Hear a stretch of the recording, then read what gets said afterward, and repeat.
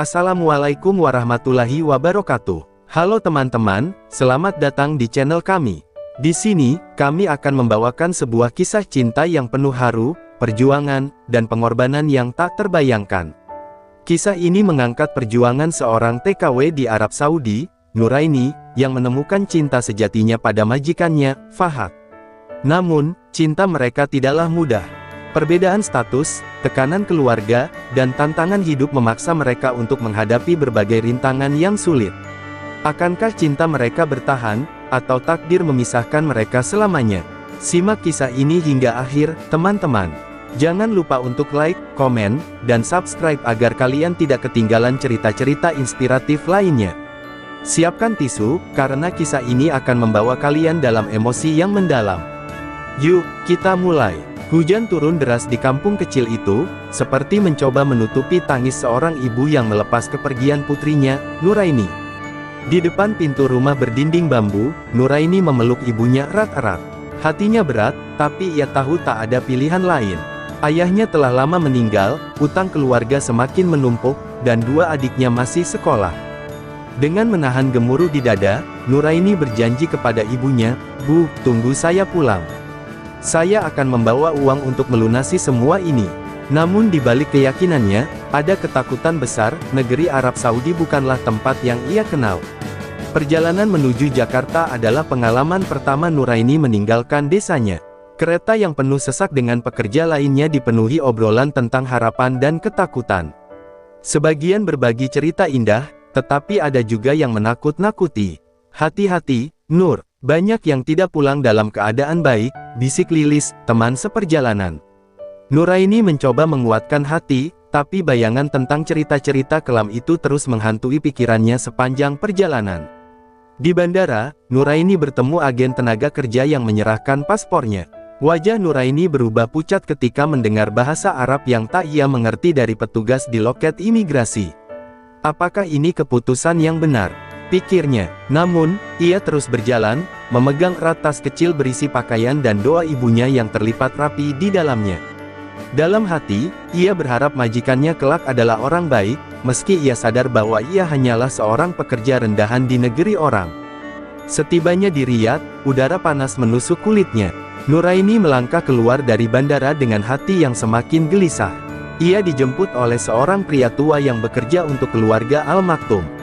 "Rumah ini besar sekali," gumam Nuraini dalam hati ketika mobil berhenti di depan gerbang besar yang dihiasi ukiran mewah.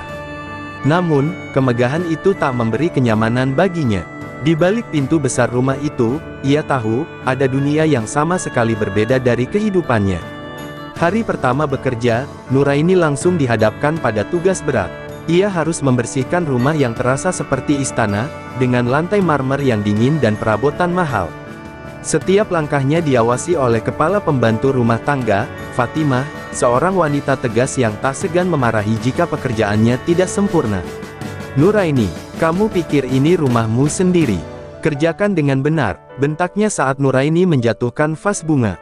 Nuraini menahan air mata sambil memungut pecahan kaca, berjanji pada dirinya sendiri untuk tidak menyerah. Namun, malam pertama menjadi pukulan terberat baginya. Dalam kamar kecil yang pengap, ia meringkuk di atas kasur tipis. Suara azan dari kejauhan membuatnya teringat kampung halaman. Ia merindukan desanya, ibunya, dan adik-adiknya. Di tengah malam, Nuraini menangis dalam diam, bertanya kepada Tuhan mengapa hidupnya begitu sulit. "Ya Allah, berikan aku kekuatan untuk bertahan," doanya pelan, sebelum akhirnya terlelap dengan wajah basah oleh air mata. Hari-hari berikutnya tidak lebih mudah. Fatimah terus mengawasi setiap langkahnya, dan Nuraini jarang mendapat waktu untuk beristirahat. Namun, perlahan, ia mulai belajar membiasakan diri dengan aturan rumah tangga. Malam itu, Nuraini masih berkutat di dapur meski jam sudah menunjukkan pukul 11 malam. Tubuhnya lelah, tetapi tangannya tetap membersihkan panci-panci besar yang digunakan untuk jamuan keluarga Al Maktoum. Suara tawa tamu-tamu dari ruang makan terdengar samar, mengingatkan Nuraini bahwa ia hanya seorang pelayan di rumah ini. Ketika akhirnya tugas selesai, ia menyempatkan diri keluar ke taman belakang untuk menghirup udara segar. Di bawah cahaya bulan yang redup, ia berdiri diam, menatap langit Riyadh yang tak berawan. Kapan aku bisa bebas seperti ini selamanya? Batinnya bertanya. Namun, keheningan itu terganggu oleh suara langkah kaki. Nuraini berbalik cepat dan melihat seorang pria berdiri di dekat pohon zaitun. Wajahnya teduh, tetapi sorot matanya tajam. Ia adalah Fahad Al-Maktum, majikan muda yang selama ini hanya ia lihat dari jauh. Nuraini tertegun, tak tahu harus berkata apa. "Kamu sedang apa di sini?" tanyanya dalam bahasa Arab yang perlahan, seperti ingin memastikan Nuraini mengerti. Nuraini, yang baru belajar bahasa itu dari Fatimah, hanya bisa menunduk dan menjawab gugup, "Maaf, saya hanya ingin udara segar." Fahad mendekat, dan Nuraini merasa semakin canggung. Tapi alih-alih memarahi, Fahad tersenyum tipis. "Kamu pekerja baru dari Indonesia, kan? Namamu Nuraini?" tanyanya lagi, membuat Nuraini terkejut. Ia tidak menyangka Fahad tahu namanya. "Iya, Tuan," jawabnya pelan. Ada sesuatu dalam nada suara Fahad yang berbeda dari anggota keluarga lain. Ia tidak terdengar angkuh seperti Laila, adiknya yang kerap memandang rendah para pekerja. Sebaliknya, ia berbicara dengan lembut, seperti benar-benar ingin tahu tentang Nuraini. Obrolan singkat itu membuat Nuraini semakin gugup. Ia takut Fatimah atau Laila melihat mereka dan salah paham. Setelah beberapa menit, ia meminta izin kembali ke kamarnya. Fahad hanya mengangguk, tetapi sebelum ia pergi, pria itu berkata sesuatu yang membuat Nuraini tercengang. "Semua orang punya tempat mereka di dunia ini, Nuraini. Termasuk kamu. Jangan terlalu keras pada dirimu sendiri." Kalimat itu terus terngiang di kepala Nuraini sepanjang malam, bahkan setelah ia mencoba memejamkan mata. Keesokan harinya, Nuraini kembali bekerja seperti biasa, tetapi ia tak bisa melupakan pertemuan itu. Entah mengapa, ada perasaan asing yang perlahan tumbuh dalam hatinya. Namun, ia segera mengingatkan dirinya bahwa ia hanyalah seorang pekerja. Tidak seharusnya ia memikirkan hal-hal di luar tugasnya. "Jangan bodoh, Nuraini," bisiknya pada dirinya sendiri. "Kamu ada di sini untuk bekerja, bukan untuk hal lain." Namun, takdir seolah bermain-main dengannya. Beberapa hari kemudian, ia kembali bertemu Fahad di taman saat sedang menyiram tanaman. Fahad menghampirinya dan mulai berbicara lagi. Kali ini, ia bertanya tentang keluarganya di Indonesia. Nuraini bercerita dengan hati-hati, takut terlalu banyak bicara. Tapi Fahad tampak tulus mendengarkan. Ia bahkan mengungkapkan bahwa ia ingin sekali mengunjungi Asia suatu hari nanti. "Hidup di sini terkadang membosankan," katanya dengan nada jujur yang mengejutkan Nuraini. Semakin sering mereka bertemu secara tak sengaja, semakin Nuraini merasa nyaman. Fahad bahkan mengajari Nuraini beberapa kata bahasa Arab yang lebih halus, membuat Nuraini tersenyum karena ia merasa diperhatikan. Namun, di saat yang sama, rasa takutnya juga semakin besar. "Jika Fatimah atau Laila tahu, aku pasti akan diusir," pikirnya dengan cemas.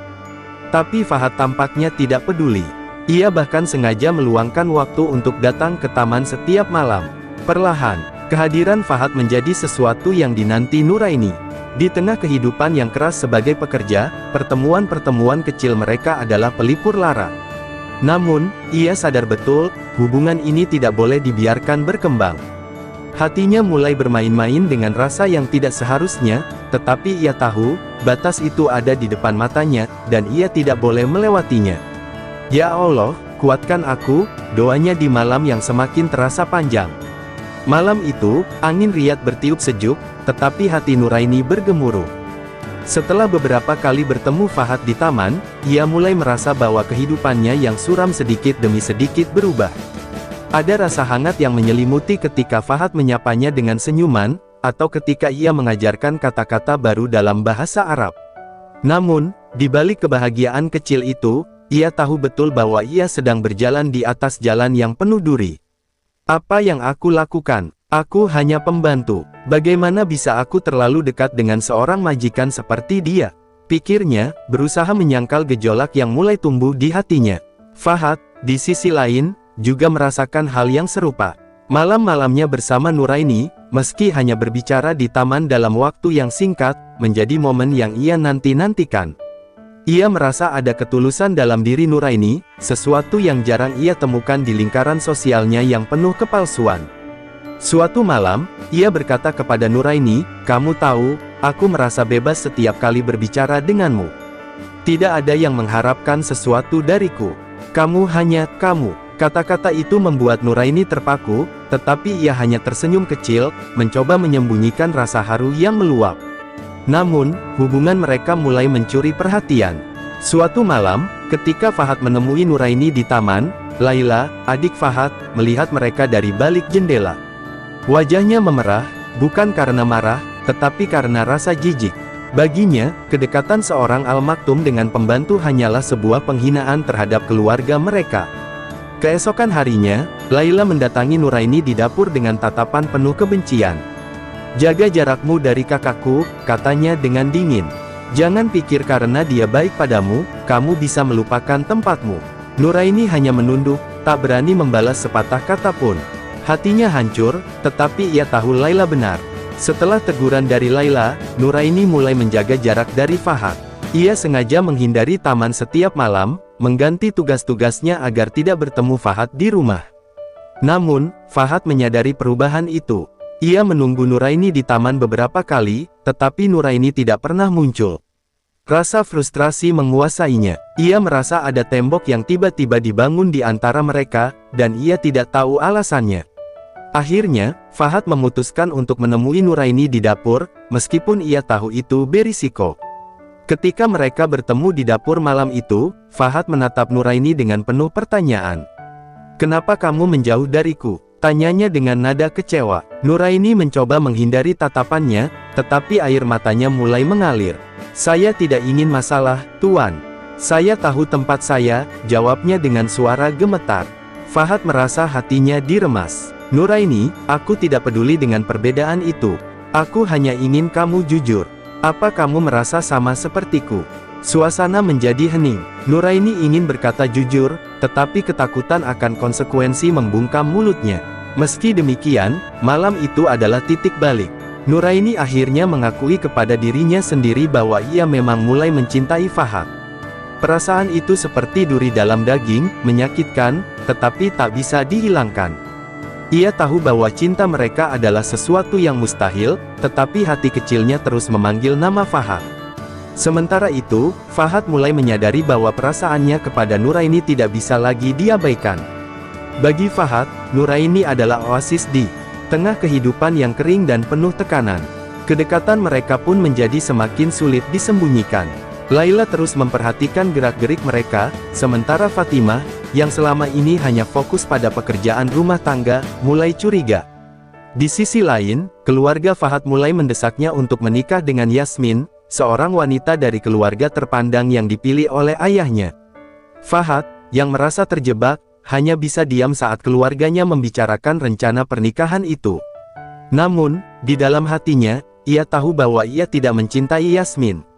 Nuraini, yang mengetahui kabar perjodohan itu dari bisikan para pekerja lain, merasa hatinya semakin hancur. Ia sadar bahwa hubungan mereka tidak mungkin dilanjutkan. Namun, setiap kali ia mencoba meyakinkan dirinya untuk melupakan Fahad, kenangan tentang senyuman dan tatapan lembut pria itu terus menghantuinya. Di bawah langit riat yang penuh bintang, mereka berdua diam-diam memikirkan satu sama lain, terperangkap dalam cinta yang begitu indah namun tak mungkin dimiliki. Malam itu, Laila akhirnya melempar bom. Saat makan malam keluarga di ruang besar yang dipenuhi aroma rempah khas Arab, ia dengan santai melontarkan kalimat yang membuat semua orang di meja makan terpaku. "Fahad, kudengar kamu sering terlihat berbicara dengan pembantu itu, Nuraini," katanya, dengan nada tajam yang sengaja dikeraskan. Semua mata, termasuk ayah mereka, Syekh Abdurrahman Al-Maktum, langsung tertuju pada Fahad. Keheningan seketika menyelimuti ruangan, hanya suara denting sendok yang memecah keheningan. Fahad menatap adiknya dengan tajam, tetapi ia tidak berkata apa-apa. Ayahnya, yang selalu menjaga kehormatan keluarga di atas segalanya, meletakkan sendoknya dengan pelan dan berkata dengan dingin, "Fahad, aku harap ini hanya kesalahpahaman. Keluarga Al-Maktum tidak akan pernah ternodai dengan hal seperti itu." Fahad menahan emosi yang bergolak di dadanya. Ia tahu, jika ia mencoba membela Nuraini, hal itu hanya akan memperburuk situasi. Ia memilih diam, meskipun hatinya ingin berteriak bahwa perasaan itu nyata. Sementara itu, di kamar kecilnya, Nuraini merasa ada sesuatu yang salah. Suasana rumah terasa lebih tegang dari biasanya. Fatimah yang biasanya dingin kini semakin sering menatapnya dengan curiga, dan bisik-bisik para pekerja lain mulai terdengar lebih keras. Nuraini mencoba menutup telinganya, tetapi hatinya gelisah. Ia merasa dirinya berada di ambang kehancuran, seolah-olah sesuatu yang buruk akan segera terjadi. Namun, ia tidak tahu apa yang sedang menantinya. Beberapa hari kemudian, Syekh Abdurrahman memanggil Nuraini ke ruang kerjanya. Ruangan itu terasa dingin dan penuh tekanan. Nuraini berdiri dengan kepala tertunduk, tangan gemetar di samping tubuhnya. "Aku dengar kamu terlalu dekat dengan Fahad," kata Syekh Abdurrahman tanpa basa-basi. Suaranya dalam dan tegas, seperti pedang yang menusuk langsung ke jantung Nuraini. Ia mencoba membela diri, tetapi lidahnya keluh. Saya tidak berniat seperti itu, Tuan. Saya hanya pekerja di sini," jawabnya dengan suara bergetar. Syekh Abdurrahman menatapnya dengan tajam, lalu melanjutkan, "Kamu akan berhenti bekerja di sini. Aku tidak akan membiarkan keluargaku dipermalukan oleh omong kosong seperti ini." Kalimat itu seperti palu yang menghancurkan seluruh dunia Nuraini. Ia tidak hanya takut kehilangan pekerjaannya, tetapi juga takut kehilangan satu-satunya alasan ia bisa bertahan di rumah itu, Fahad. Namun, ia tahu bahwa membantah perintah itu hanyalah mimpi buruk yang lebih besar. Ia hanya mengangguk lemah sambil menahan air mata yang hampir jatuh. Saat berita itu sampai ke telinga Fahad, ia langsung mendatangi ayahnya dengan amarah yang selama ini ia pendam. "Kamu tidak punya hak mengusirnya hanya karena prasangka yang tidak berdasar," seru Fahad dengan suara bergetar. Namun, Syekh Abdurrahman tetap tenang. "Aku hanya melindungi kehormatan keluarga ini. Jika kamu tidak bisa menjaga jarak, maka aku yang akan mengambil tindakan," balasnya tegas. Fahad tahu bahwa ia tidak akan pernah bisa memenangkan perdebatan ini. Ia merasa terjebak, seperti seekor burung dalam sangkar emas yang tidak memiliki jalan keluar. Fahad akhirnya menemui Nuraini di malam terakhirnya di rumah itu.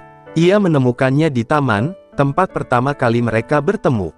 Nuraini berdiri dengan mata yang bengkak, mencoba mengatur napasnya agar tidak menangis di depan Fahad.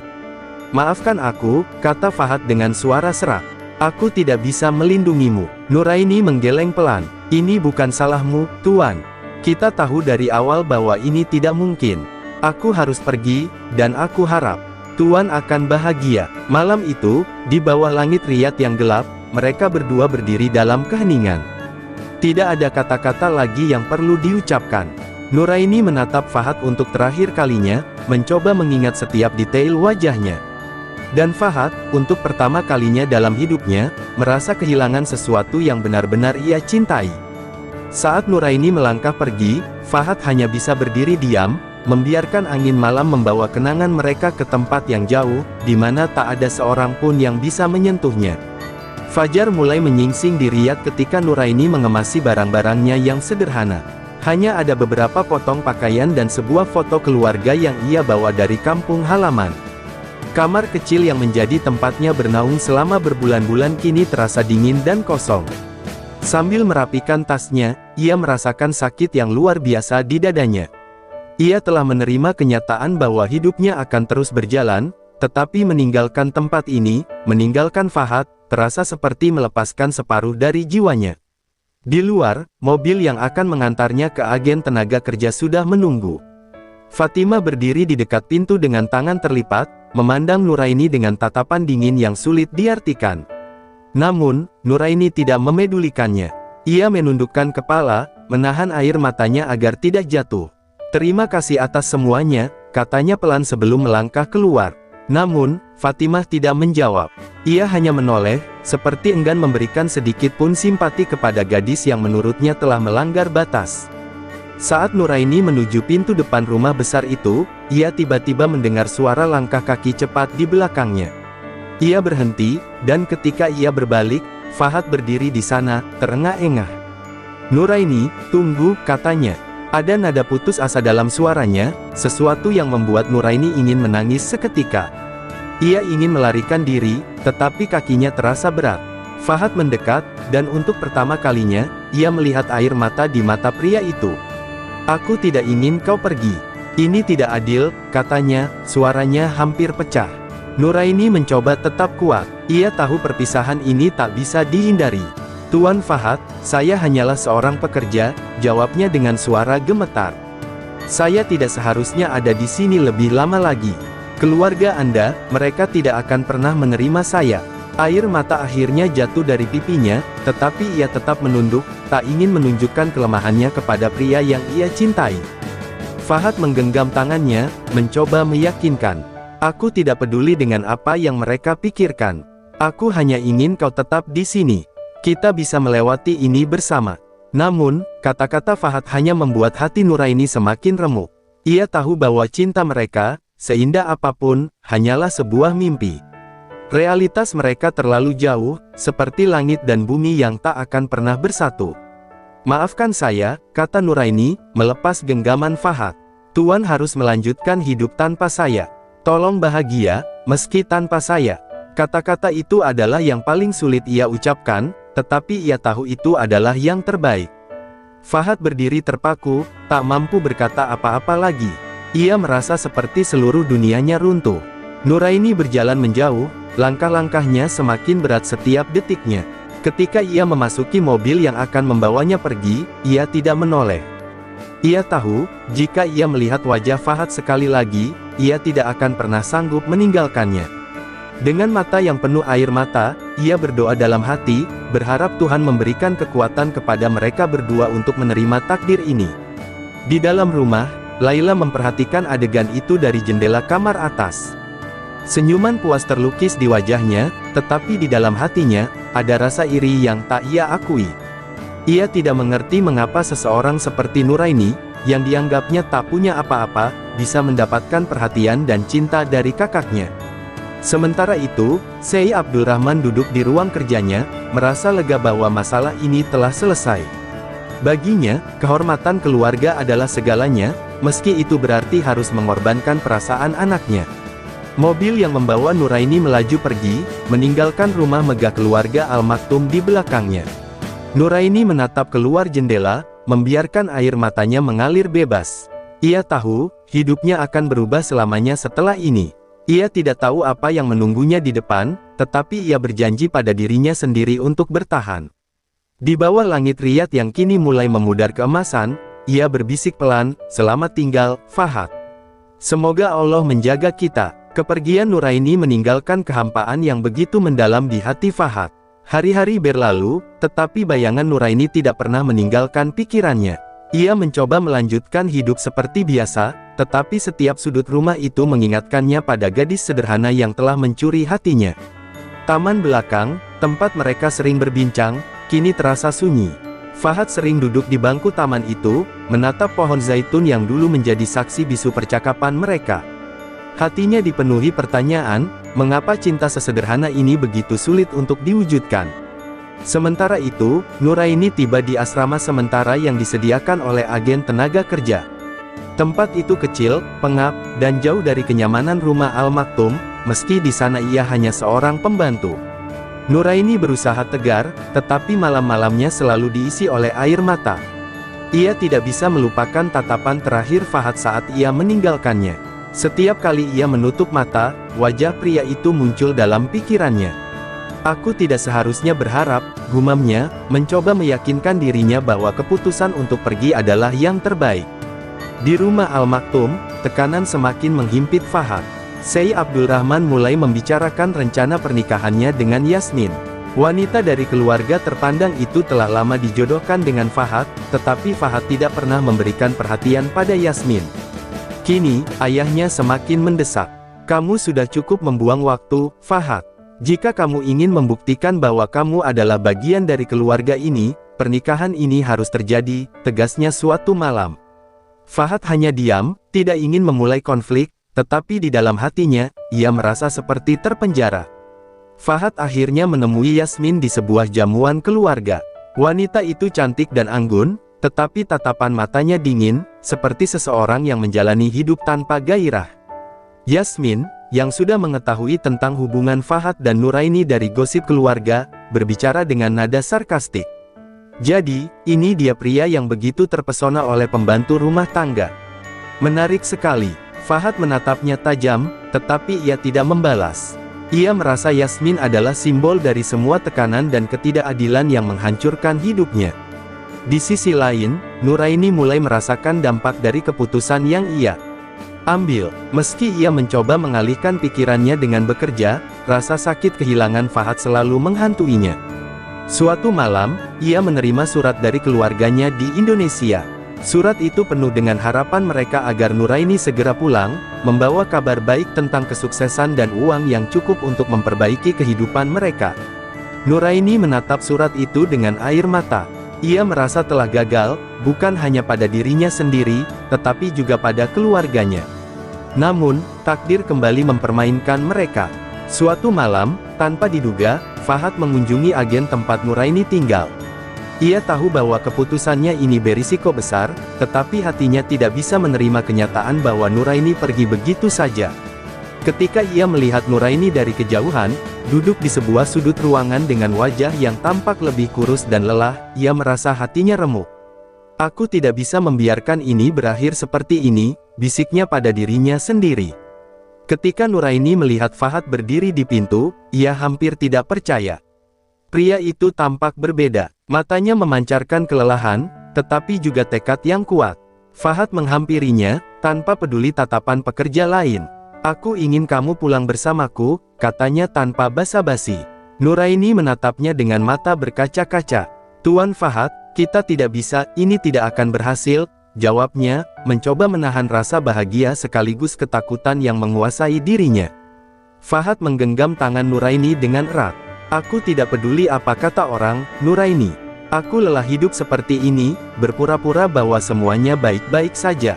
Aku mencintaimu, dan aku ingin kita mencoba, meski dunia ini melawan kita." Nuraini terdiam, hatinya ingin menerima, tetapi pikirannya penuh dengan keraguan. Saat itu, mereka tahu bahwa keputusan yang akan diambil akan mengubah hidup mereka selamanya. Namun, apakah cinta mereka cukup kuat untuk melawan segala rintangan yang ada? Di bawah langit malam Riyadh yang penuh bintang, jawaban itu masih menggantung, menunggu waktu untuk terungkap. Malam itu, Nuraini duduk di kamar asrama dengan tangan gemetar setelah mendengar kata-kata Fahad. "Aku mencintaimu, dan aku ingin kita mencoba." Suara pria itu terus terngiang di telinganya. Di satu sisi, ia ingin mengikuti hatinya, kembali bersamanya dan memperjuangkan cinta mereka. Tetapi di sisi lain, ia tahu bahwa langkah itu akan membawa mereka ke jurang yang lebih dalam.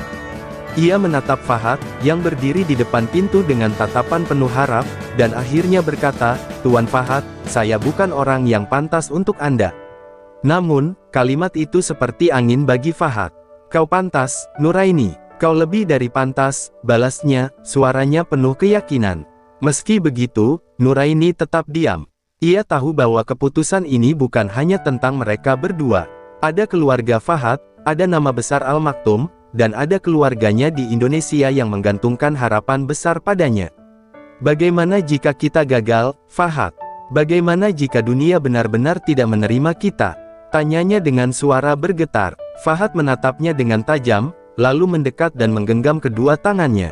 "Aku tidak peduli. Aku lebih takut kehilanganmu daripada apapun di dunia ini. Kau adalah hidupku sekarang." Kata-kata itu menusuk hati Nuraini. Ia merasakan cinta Fahad, tetapi ketakutan itu masih menahannya. Keesokan harinya, kabar tentang keberadaan Fahad di asrama itu sampai ke telinga Laila. Laila, yang sudah lama merasa bahwa hubungan ini akan membawa aib besar bagi keluarga, segera memberitahu Syekh Abdul Rahman. Sang ayah menjadi murka. Anak itu sudah gila. Ia rela menghancurkan nama keluarganya demi seorang pembantu, bentaknya. Laila memanfaatkan kemarahan itu, mendesak ayah mereka untuk segera mengambil tindakan. "Kita harus memisahkan mereka, ayah. Ini sudah melampaui batas." Dengan wajah yang dipenuhi amarah, Syekh Abdul Rahman mengangguk. "Aku sendiri yang akan mengurus ini." Sementara itu, Fahad membawa Nuraini ke sebuah tempat yang lebih aman, sebuah apartemen kecil yang ia sewa jauh dari rumah keluarganya. "Kita butuh waktu untuk berpikir," katanya sambil menatap Nuraini. "Aku ingin kau merasa aman di sini." Nuraini hanya bisa mengangguk, meski hatinya dipenuhi kecemasan. Fahad begitu yakin bahwa mereka bisa melawan dunia bersama, tetapi Nuraini tahu bahwa dunia tidak akan tinggal diam. Mereka hanya memiliki waktu yang terbatas sebelum semuanya runtuh. Dan benar saja, keesokan harinya, Syekh Abdurrahman mengirim beberapa pria untuk mencari dan membawa Fahad kembali ke rumah. Ketika Fahad menolak, ayahnya sendiri datang ke apartemen itu dengan wajah penuh amarah. "Fahad, kau telah mempermalukan keluarga kita," teriaknya di depan pintu. "Kembali ke rumah sekarang, atau aku tidak akan menganggapmu sebagai anakku lagi." Nuraini berdiri di sudut ruangan, tubuhnya gemetar mendengar ancaman itu. Ia tahu bahwa hubungan mereka kini diambang kehancuran. Fahad menatap ayahnya dengan mata penuh luka. "Ayah, aku mencintainya. Aku tidak bisa hidup tanpa dia," katanya, suaranya bergetar. Namun, Syekh Abdurrahman hanya tertawa sinis. "Cinta, apa kau tahu apa artinya cinta dalam dunia ini? Kau hanya membuang hidupmu untuk sesuatu yang tidak mungkin. Aku memberimu waktu sampai besok pagi. Jika kau tidak kembali, kau bukan lagi bagian dari keluarga ini." Setelah mengucapkan ancaman itu, sang ayah pergi, meninggalkan Fahad dan Nuraini dalam kebisuan yang menyesakan. Malam itu, mereka berdua duduk di sofa kecil di apartemen itu. Nuraini menatap Fahad dengan mata penuh kesedihan. "Fahad, kau tidak bisa meninggalkan keluargamu. Aku tidak ingin menjadi alasan kau kehilangan segalanya," katanya dengan suara lirih. Tetapi Fahad hanya menggeleng. "Aku sudah kehilangan segalanya ketika aku kehilanganmu, Nuraini." Kata-kata itu membuat hati Nuraini remuk. Ia mencintainya, tetapi ia tahu, cinta mereka sedang berada di ujung tanduk. Ketika pagi tiba, Fahad membuat keputusan. Ia menulis surat untuk keluarganya, meninggalkan segala kemewahan dan nama besar Al-Maktum di belakangnya. Namun, sebelum ia bisa melangkah lebih jauh, sesuatu yang tak terduga terjadi. Pria-pria suruhan ayahnya kembali, kali ini dengan ancaman lebih serius. Nuraini mencoba melindungi Fahad, tetapi ia hanya seorang perempuan kecil tanpa daya. Ketika Fahad mencoba melawan, ia ditarik paksa dan dibawa pergi, meninggalkan Nuraini yang menangis putus asa di apartemen itu. "Fahad!" teriaknya, tetapi suara itu tenggelam di antara langkah kaki para pria yang membawa cinta sejatinya menjauh darinya. Pesan moral yang kita bisa ambil dari cerita di atas adalah, cinta sejati tidak selalu harus dimiliki, tetapi keikhlasan dan pengorbanan seringkali menjadi bentuk cinta yang paling tulus. Terima kasih sudah mengikuti kisah cinta penuh perjuangan antara Nuraini dan Fahad. Sebuah perjalanan yang mengajarkan kita tentang keberanian, pengorbanan, dan kekuatan cinta di tengah rintangan yang tak mudah. Namun, seperti yang kita lihat, tidak semua cinta bisa berjalan sesuai keinginan. Perbedaan, tekanan, dan kenyataan hidup seringkali memaksa kita untuk membuat pilihan yang berat. Lalu, bagaimana menurut kalian? Apakah cinta mereka layak diperjuangkan, ataukah ini adalah keputusan terbaik bagi keduanya?